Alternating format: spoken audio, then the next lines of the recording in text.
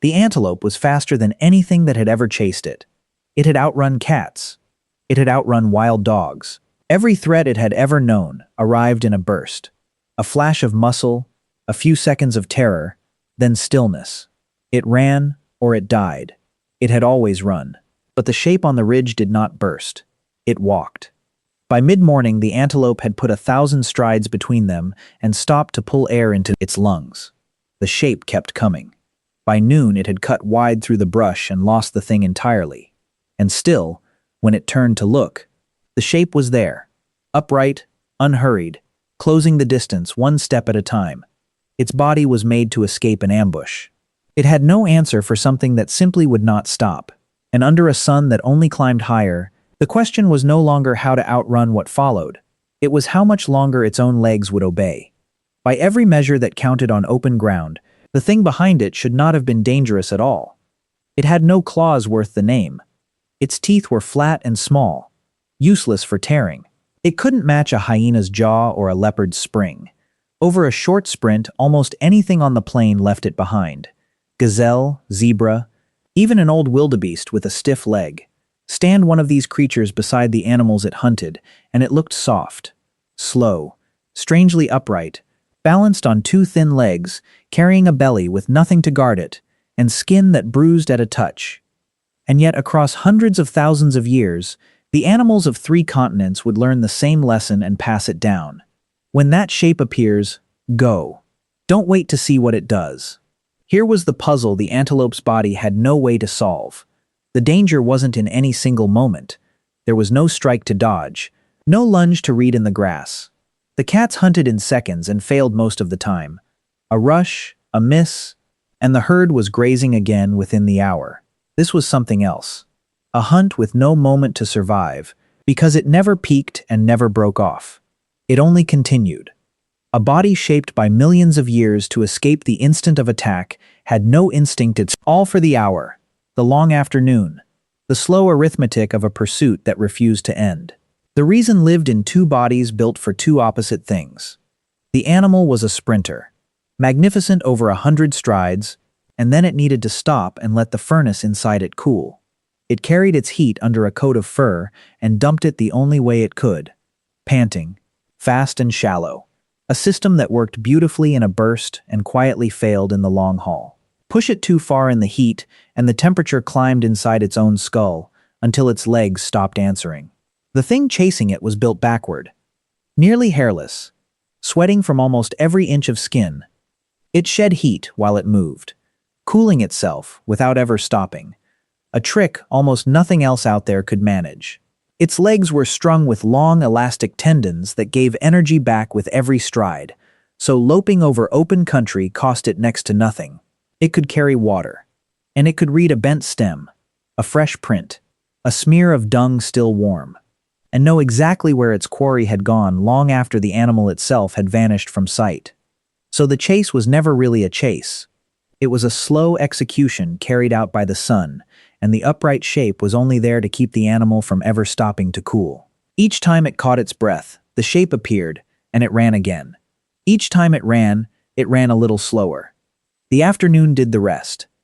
None of this worked by accident. The shape on the ridge had chosen this hour on purpose.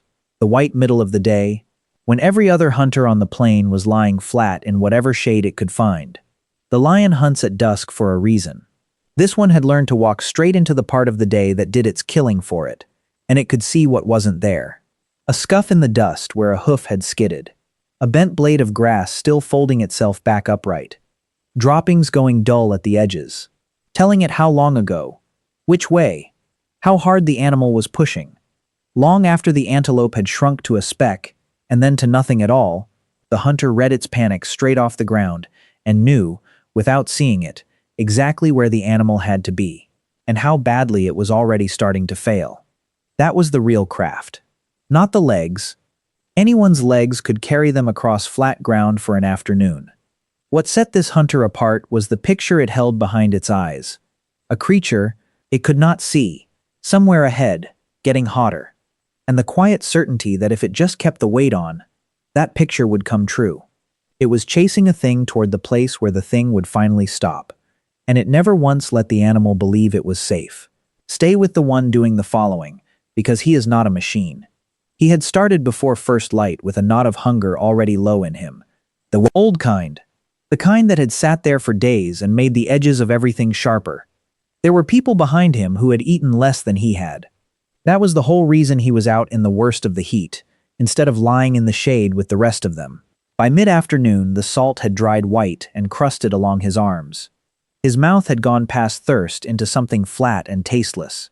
His calves had begun to seize, and every time he felt that twist climb up the back of his leg, he made himself ease the pace instead of halting, because halting was the one thing he could not do. The moment he rested, the animal rested with him, and a whole morning's walking came undone in a few breaths. He did not feel brave. Bravery was not what the day was asking of him. It asked for something harder and far more boring. The refusal to give up an hour after every reason to give up had already come and gone. He thought about meat. He thought about faces he would not name even to himself. He kept his eyes down on the ground and set one foot past the other. And somewhere ahead, the thing he was chasing began, at last, to slow. When he finally closed the gap, there was no fight. The animal stood with its legs splayed wide, flanks heaving, too overheated to take another stride. No torn side, no marks of any struggle. Nothing in its body said it had lost a battle, because there had been no battle. Only a morning, an afternoon, and a shape that would not leave. Whatever ended it came almost gently. That was the part the rest of the living world would slowly come to dread. Teeth, they understood. Claws. The ambush. The rush out of the grass. Those were ancient terrors, and you could still survive them by being fast, or lucky, or both. This reached somewhere underneath all of that. It was the discovery that being faster had stopped saving anyone. That speed itself, the one gift the plains had handed out for millions of years, was no longer an answer at all. This was never one clever hunter on one bad afternoon. The body that did this was being built over a stretch of time almost too long to hold in the mind. Somewhere back around 2 million years. Long before anyone planted a seed or kept a fire alive through the night. Legs lengthening, a tendon hardening at the heel to throw the whole body forward with every stride. A small band at the back of the skull to keep the head steady, while everything below it pounded. The foot rising into an arch that could swallow a strike and spring it back. Piece by piece, parent to child, a creature was taking shape whose entire design pointed at a single ability: to keep going long after everything else had been forced to stop. And it learned to read the ground while it walked, to follow a thing it couldn't see, to hold a picture of an animal hours ahead and bend its own day toward the moment that animal would fail. The plains understood before we ever had a word for any of it. Across hundreds of generations, the animals rebuilt themselves around this shape, fleeing sooner, fleeing farther, refusing to let it close, even to a distance that should have been safe. The ones that waited to see what the upright silhouette would do never passed their patience along. The ones that bolted at the first hint of it on the ridge were the ones that lived to feel that fear another day. Dread of us got written into them the slow way, in blood, over a span of time too vast to feel from inside a single life. Then the shape did the thing that should unsettle us most. It didn't stay home.